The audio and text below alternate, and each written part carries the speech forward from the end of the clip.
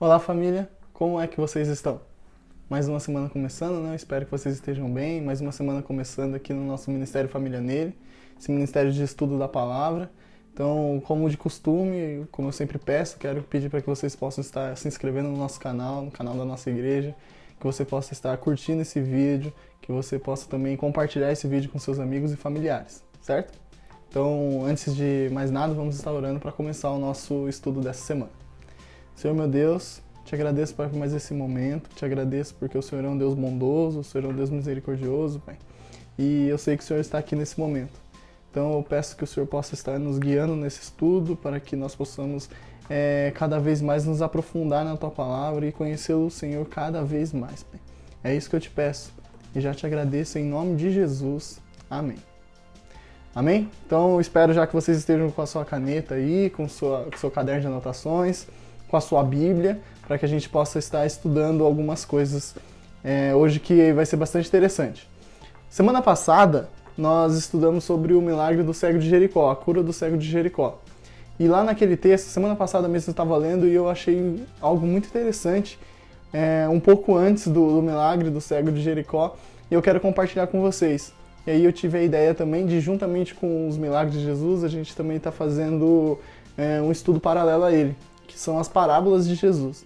Então, dentro do capítulo 10 de Marcos, que nós lemos semana passada, tem essa parábola do jovem rico, que eu quero conversar com vocês hoje, que nós vamos estudar hoje, que semana passada eu lendo, eu achei interessante e eu gostaria de trazer esse estudo nesse dia, né? Então, vamos lá? Então, tá lá em Marcos, capítulo 10, a partir do versículo 17. Essa parábola, essa história do jovem rico, ela está escrita nos 3 evangelhos, que são os evangelhos sinópticos, que é Mateus, Marcos e Lucas.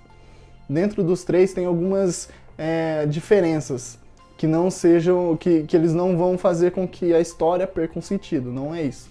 Mas tem alguns pontos de vista, como cada um escreveu de uma forma diferente, então tem algumas coisas que eles colocam, tem um evangelho que escreve alguma coisa a mais, o outro que muda alguma coisa ali, mas nada que a mensagem em si vá atrapalhar, porque nós temos que ter em mente que cada um escreveu da forma com que eles estavam olhando, é a forma como que eles olhavam aquela história.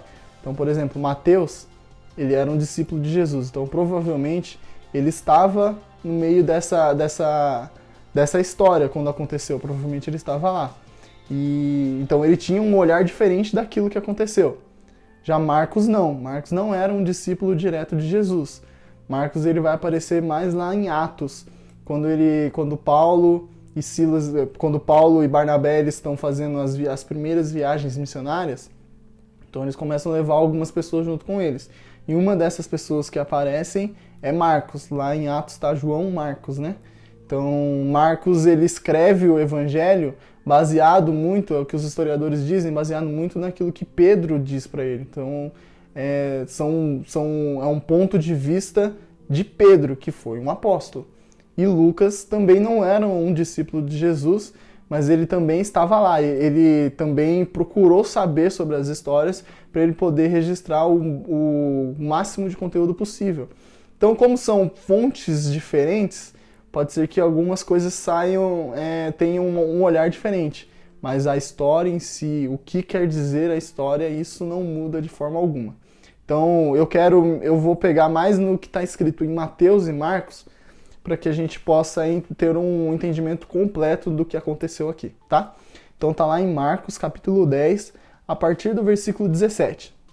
Eu vou ler na versão NVI, que eu achei mais interessante, que diz assim: Quando Jesus ia saindo, um homem correu em sua direção e se pôs de joelhos diante dele e lhe perguntou: Bom mestre, que farei para herdar a vida eterna? Respondeu-lhe Jesus: Por que você me chama de bom? Ninguém é bom a não ser um, que é Deus.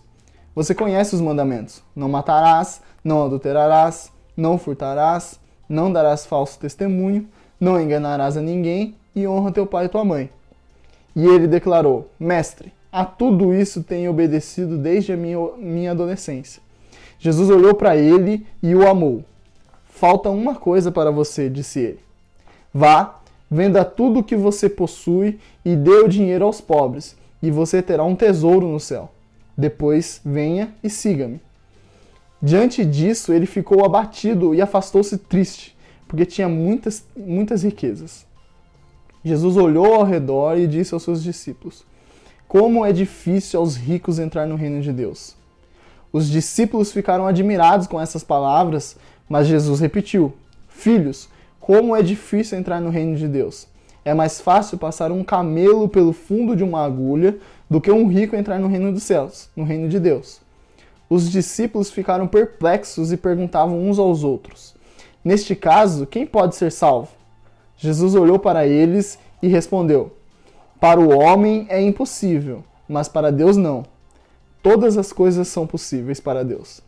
Então Pedro começou a dizer-lhe: nós deixamos tudo para seguir-te. Versículo 29 diz assim: respondeu Jesus: digo a verdade, ninguém que tenha deixado casa, irmãos, irmãs, mãe, pai, filhos ou campos, por causa de mim e do Evangelho, deixará de receber 100 vezes mais já no tempo presente, casas, irmãos, irmãs, mães, filhos e campos, e com eles perseguição. E na era futura, a vida eterna. Contudo, muitos primeiros serão últimos, e os últimos serão primeiros. Lá em Mateus, no capítulo 19, eu quero só ler o finalzinho, o versículo 28, que diz assim, Mateus 19, versículo 28. Jesus lhe disse: digo a vocês a verdade. Por ocasião da regeneração de todas as coisas, quando o Filho do Homem se assentar em seu trono glorioso, vocês que me seguiram também se assentarão em 12 tronos para julgar as 12 tribos de Israel. E todos os que tiverem deixado casa, irmãos, irmãs, pai e mãe, filhos ou campos por minha causa, receberão 100 vezes mais e herdarão a vida eterna. Contudo, muitos primeiros serão últimos e muitos últimos serão os primeiros.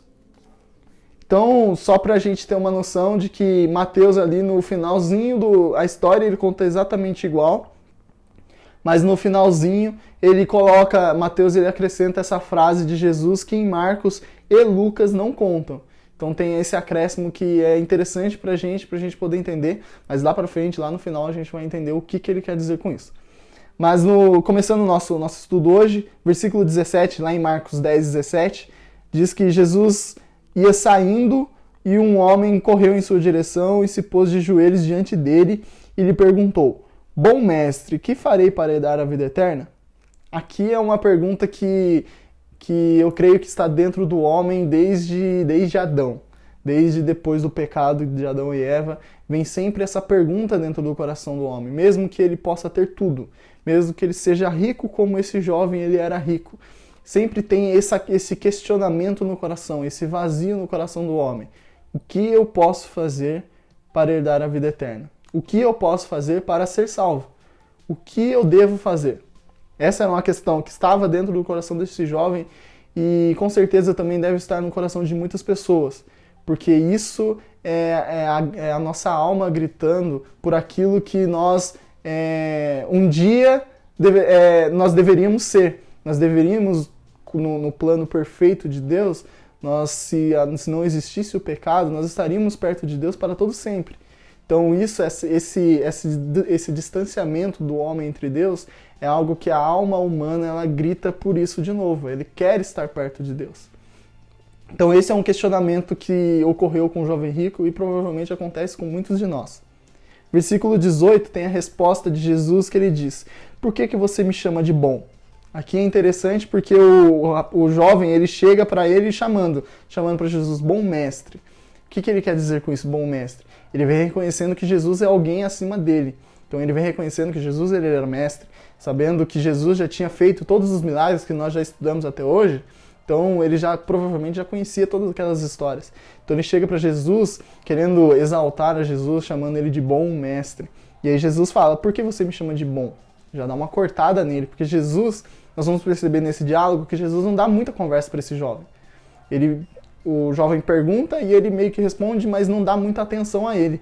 Então ele fala: por que você me chama de bom? Ninguém é bom a não ser um, que é Deus. Então Jesus já dá uma cortada nesse jovem, falando assim, ó, você não precisa vir desse jeito falando comigo. Só existe um que é bom, que é o próprio Deus. Aí ele pega e responde a pergunta ele continua respondendo a pergunta do jovem. Falou assim, você quer saber o que você faz para herdar a vida eterna? Você conhece os mandamentos, que é não matarás, não adulterarás, não furtarás, não darás falso testemunho, não enganarás a ninguém e honra teu pai e tua mãe. Esses 6 mandamentos são um dos mandamentos principais entre os judeus. Então eles sempre tentavam, é lógico que os judeus eles sempre tentavam cumprir todos os mandamentos, mas é muito difícil, era muito difícil e é muito difícil você cumprir todos os mandamentos, mas esses 6 aqui eram aqueles que eles davam muito mais atenção. Então Jesus ele pega e fala para ele, se você faz esses 6, tá tudo certo. Aí ele pega e fala assim, mestre, a tudo isso tenho obedecido desde a minha adolescência.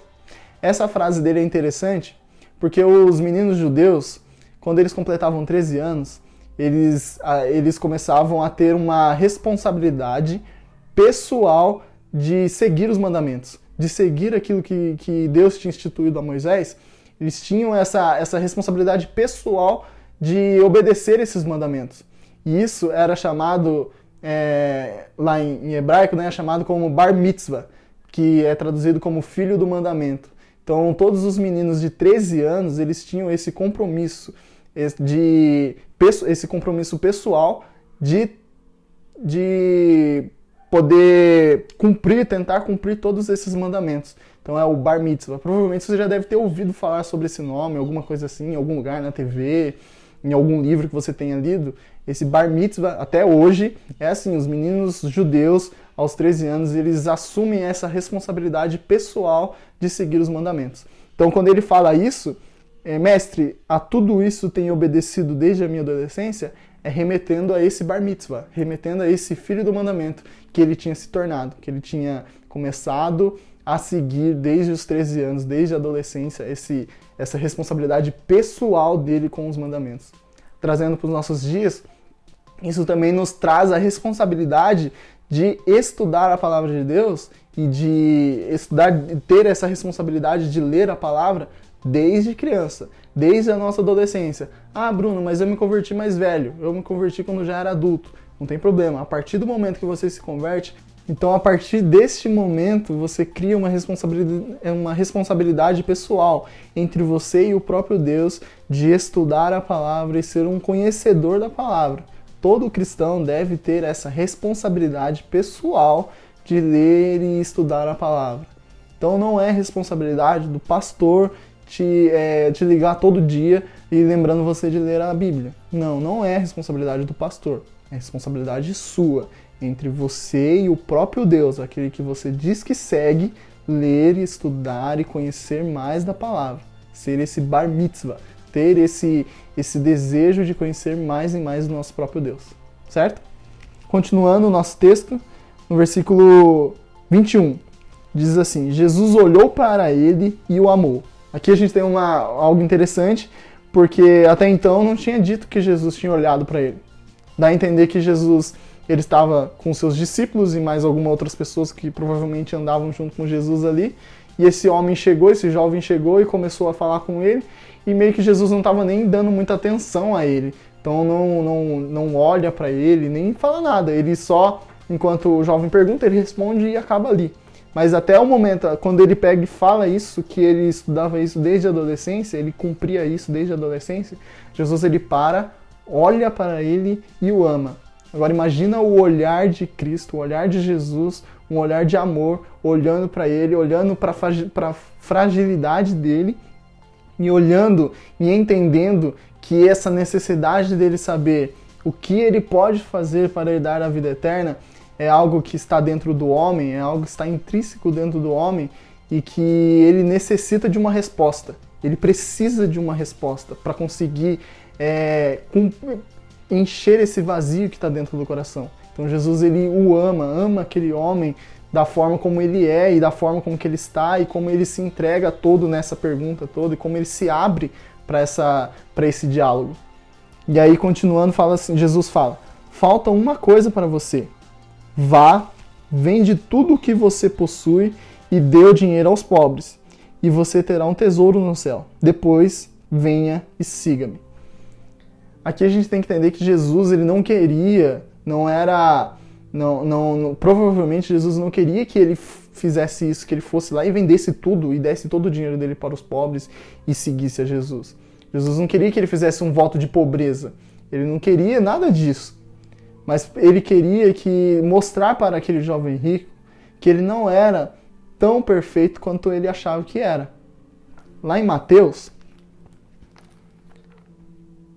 em Mateus versículo 21, diz assim, 19, 21, diz assim, Jesus respondeu, se você quer ser perfeito, vá, venda os seus bens e dê dinheiro aos pobres e você terá um tesouro nos céus. Depois, venha e siga-me. Aquele jovem, ele provavelmente achava que ele fazia tudo certinho.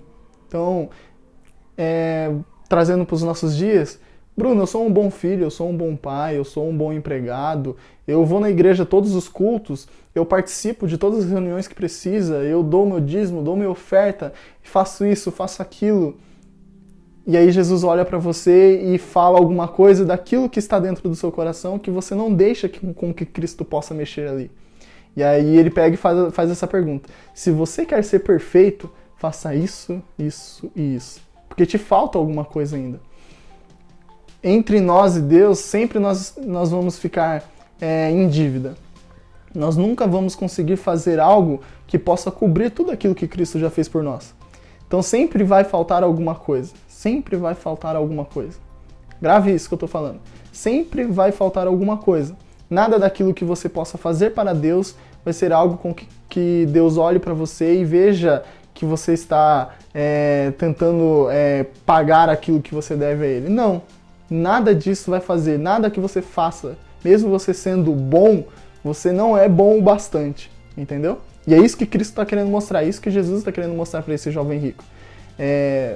O fato dele vender todos os bens mostra que... O fato dele não vender os bens mostra que o coração dele estava preso em outro lugar. Que não necessariamente essa questão que estava dentro do coração dele de herdar a vida eterna, o que ele pode fazer para a vida eterna, estava como um primeiro lugar na vida dele. Era um grito na alma, mas mesmo assim tinha algo que estava tomando o lugar desse grito. Então, que era as riquezas. Continuando aqui, versículo 22, em Marcos 10, 22. Diante disso, ele ficou abatido e afastou-se triste, porque tinha muitas riquezas. Aqui está a resposta. Ele não vendeu os bens dele. Ele ficou abatido e se afastou de Jesus triste. Por quê? Porque tinha muitas riquezas. O amor dele estava nas riquezas. O coração dele estava nas riquezas. Mesmo que ele tenha esse grito na alma de saber o que ele pode fazer para ser salvo, ele tinha ainda esse amor pelas riquezas. Mesmo que ele cumprisse todos os mandamentos, mesmo que ele fosse a melhor pessoa daquela região, mesmo assim faltava-lhe alguma coisa. No versículo 23, Jesus olhou ao redor e disse aos seus discípulos: como é difícil aos ricos entrar no reino de Deus. Agora entra a nossa parábola. Até então era algo que tinha de fato acontecido. Esse encontro entre Jesus e o jovem rico de fato aconteceu. Então agora começa a parábola. O que é uma parábola, Bruno? A parábola é uma história que pode ser alegórica, mas que também Jesus usava essa forma para poder mostrar, contar, ilustrar, para que nós possamos entender melhor os ensinamentos que ele estava trazendo. Então, Jesus olhou ao redor e disse aos seus discípulos: como é difícil aos ricos entrar no reino de Deus. Os discípulos ficaram admirados com essas palavras, mas Jesus repetiu: filhos, como é difícil entrar no reino de Deus. É mais fácil passar um camelo pelo fundo de uma agulha do que um rico entrar no reino de Deus. E aqui é interessante isso, porque primeiro eu quero desmistificar algumas coisas, quero tirar essa lenda que existe, que é interessante para que a gente possa entender melhor a profundidade da palavra e daquilo que Jesus estava nos ensinando. Eu já ouvi várias e várias mensagens falando sobre esse texto, sobre o jovem rico, falando que pelo fundo de uma agulha, essa agulha era o nome de uma porta que existia em Israel, que era muito baixa e estreita, e que poucas pessoas conseguiriam passar, e que era difícil se passar, e todas essas coisas. Não, não era isso. A agulha que Jesus está falando é exatamente a agulha. Só para a gente ter uma noção, o camelo que Jesus usa aqui como ilustração, esse camelo, lá em Israel, era o maior animal que existia lá em Israel. Então ele pega a ilustração, a imagem de um camelo, de um maior animal que existia ali naquela região, com o menor lugar possível para se passar, que era a agulha, a cabeça da agulha, essa que você costura. Exatamente isso. Então ele faz essa comparação. Um camelo não é possível entrar por essa agulha. É exatamente disso que Jesus está falando, dessa agulha, não de uma porta que existia, nada disso. É de apenas uma agulha mesmo. E isso é interessante para que a gente possa entender, porque se fosse uma porta que seria estreita e difícil de se passar, dizem que tinha que se passar de joelhos para conseguir entrar e toda essa situação, mesmo assim, você fazendo algum esforço, você conseguiria passar. Seria pelos seus próprios méritos. Seria, eu me ajoelhei, eu passei, eu me arrastejei e passei e consegui entrar. Mas aqui entra a resposta para isso, está nesse próprio texto que diz assim, no versículo 27. Jesus olhou para eles e respondeu: para o homem é impossível, mas para Deus não. Aqui já responde a nossa pergunta. É possível um camelo entrar na cabeça de uma agulha? É impossível. O camelo é muito grande para passar naquele buraquinho da agulha. Mas para Deus não. Todas as coisas são possíveis para Deus. É isso que Jesus está querendo demonstrar. A salvação, o que o que nós faremos para herdar a vida eterna? Nada. Para a gente, nada que nós possamos fazer vai fazer com que nós possamos entrar no reino dos céus. Vai fazer com que nós possamos ser salvos. Nada. Porque para o homem é impossível se salvar. Por isso que nós precisamos de um Salvador que é Jesus Cristo. Então aí ele pega e fala assim, mas para Deus não. Todas as coisas são possíveis para Deus. Então a partir do momento que nós entregamos a nossa vida a Jesus, nós sim somos salvos, não pelos nossos próprios méritos, não por obras, mas sim pela fé em Jesus Cristo. E aí sim, a fé em Jesus Cristo nos leva a viver a vida eternamente com Ele. Certo? Então, continuando o nosso estudo, voltando um versículo, o versículo 26, diz assim: os discípulos ficaram perplexos e perguntavam uns aos outros, neste caso, quem pode ser salvo? Lá em Mateus, tem outra coisa, Pedro ainda fala no versículo 27, Mateus 19, 27. Então Pedro lhe respondeu: nós deixamos tudo para seguir-te, que será de nós? Então, a partir do momento que eles viram essa resposta de Jesus, eles olham um para os outros e falam assim: e agora, o que será da gente? O que a gente vai fazer? Se nós mesmos não conseguimos fazer algo para que nós possamos herdar a vida eterna, se o jovem rico não pode fazer nada para herdar a vida eterna, o que seremos de nós?